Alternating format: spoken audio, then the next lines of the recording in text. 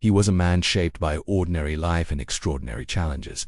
The kind of person people passed in the street without knowing the quiet strength that lived beneath his worn jacket.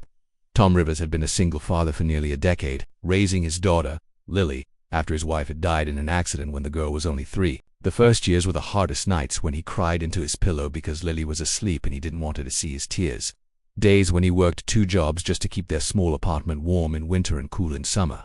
Neighbors often saw him with a backpack slung over one shoulder and Lily's small, bright red lunchbox in his hand, the way other parents carried it. There was nothing remarkable about his appearance, but if you looked into his eyes you would see something rare, a fierce, unshakable loyalty woven with tenderness and hardened by pain. Tom's life was carved out of routines.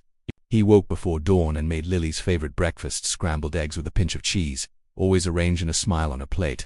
He walked her to school on days when the sun was warm or raining cats and dogs, hurrying them both to the gate where other parents waited.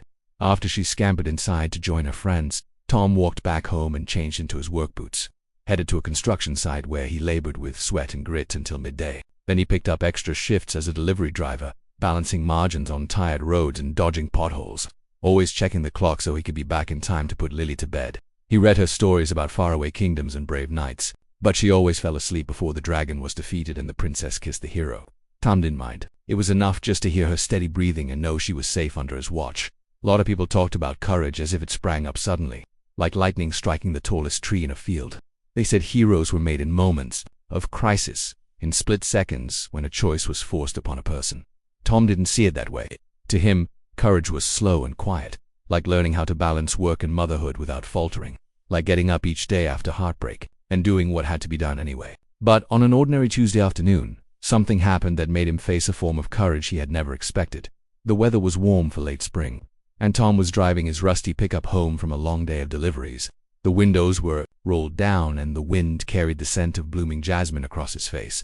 His phone buzzed with a text from Lily. "Did you get the chocolate milk I like?" Followed by a smiley emoji. Tom grinned, remembering how she'd begged him to pick some up before he left that morning. He had promised him he always kept his promises. That's why she trusted him with everything, her laughter, her fears, her dreams of becoming an astronaut or a painter or maybe both. He turned onto the road that led past Fairview Park, a stretch of greenery where families often walked their dogs and joggers pounded the pavement. That's when he saw her little girl, no more than 6 or 7, standing at the edge of the road. She was wearing a pastel dress that swept around her knees and sandals that were too big for her feet. Her hair was in a messy braid, and her eyes were wide with fear. At first Tom thought she was just a child who had wandered off from her family, maybe chasing a butterfly or some imagined treasure. But then he saw her gaze locked on the car speeding toward her, and something inside him twisted. He slammed on the brakes, the tires screeching as the truck lurched to a stop a few feet from her. For a moment, no one else seemed to notice. Drivers on the opposite side kept going, their radios buzzing with traffic reports, unaware of the little life hanging in the balance.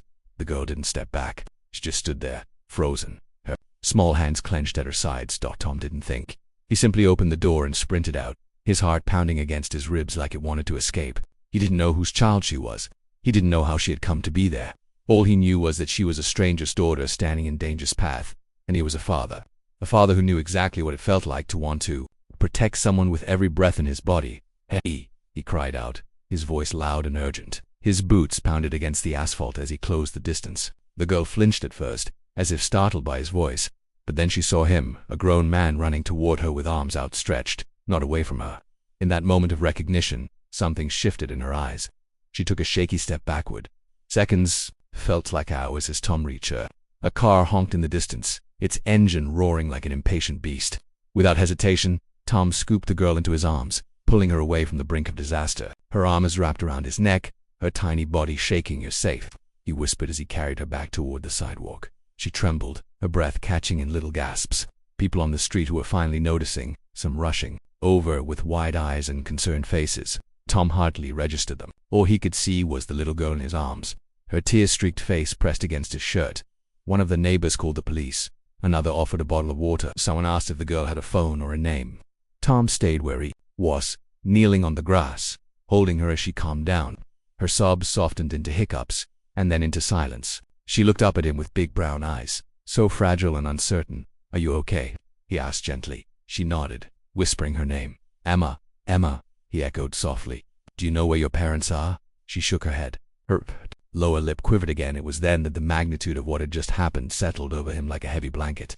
Her parents were nowhere to be seen. How long had she been wandering? How did she end up alone on that road? There were so many questions and no answers. The police arrived soon after, flashing lights painting the neighborhood with red and blue hues. Officers spoke to witnesses, took statements, and comforted Emma. Tom stayed close, his protective instinct still humming beneath his calm exterior. An officer knelt beside Emma, asking her gentle questions, and after a few moments, tears began to well up again. Tom reached out and brushed a strand of hair from her forehead, murmuring words of reassurance. "Okay," he told her. "You're safe now." Eventually, officers led Emma toward a patrol car, promising to find her family and keep her safe. Tom watched as she disappeared behind the door of the vehicle, her small frame trembling with uncertainty but no longer in immediate danger. He felt an unexpected ache in his chest, a tug of longing that he couldn't quite explain. Maybe because he saw in her eyes the same fear he had felt on nights when he thought something might happen to Lily. Maybe because he knew how young and vulnerable she was, and what it meant to feel lost. The next day, Tom went about his routine with Lily, but something in him had changed. He couldn't stop thinking about Emma, her fragile voice, her wide eyes, and the way she had curled into him as if he were the only safe place in the world. He told Lily about it over breakfast, watching her face grow serious with concern. For a stranger. "Dad, do you think she's okay?" Lily asked, her voice small. "I think she's going to be fine," Tom said, reaching across the table to squeeze Lily's hand. "But I hope she has people who love her." Lily nodded. She didn't ask for more details, just that one answered question that let her mind rest easy. But Tom couldn't rest easy. Later that day, he learned from the news that Emma had been found by the police and taken to a hospital because she was dehydrated and scared. Her parents had been frantically searching for her after she wandered off from a nearby playground and slipped out of sight. They were reunited eventually, collapsing into each other's arms with tears and shouts of relief. There were photos posted of the reunion online. The parents smiling with Emma between them, her eyes still large but no longer haunted by fear. Tom saw the photos and felt a soft warmth spread through his chest. He hadn't done anything extraordinary, just what any parent might do, he thought, but the gratitude in Emma's parents' voices, when they later tracked him down to thank him, stayed with him. They offered dinner, hugs, tears, and words he could barely absorb without blinking back his own emotion. They insisted he stay in touch, that Emma would want to know the man who saved her life. 4 weeks after that, Tom found himself thinking about life and chance and how thin the line was between safety and danger. He thought about how one moment could change the course of a child's life and a parent's peace of mind forever.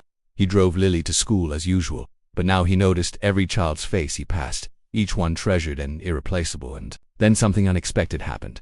One afternoon, as he parked the truck to pick up Lily, a small voice called out from behind him, "Mr. Rivers." Tom turned. There she was, Emma, standing with her parents at the gate of the schoolyard. She wore a shy smile, and her eyes were full of recognition. "Hi, Emma," Tom said gently. "Hi," she replied, her voice soft. Her parents stood nearby, smiling with warmth and gratitude. "We wanted to thank you again," Emma's mother said, her voice thick with emotion. "And we were wondering if Emma could see you again. She keeps talking about you. Please like, share, and subscribe. Love Sky. We share stories the world need to feel again."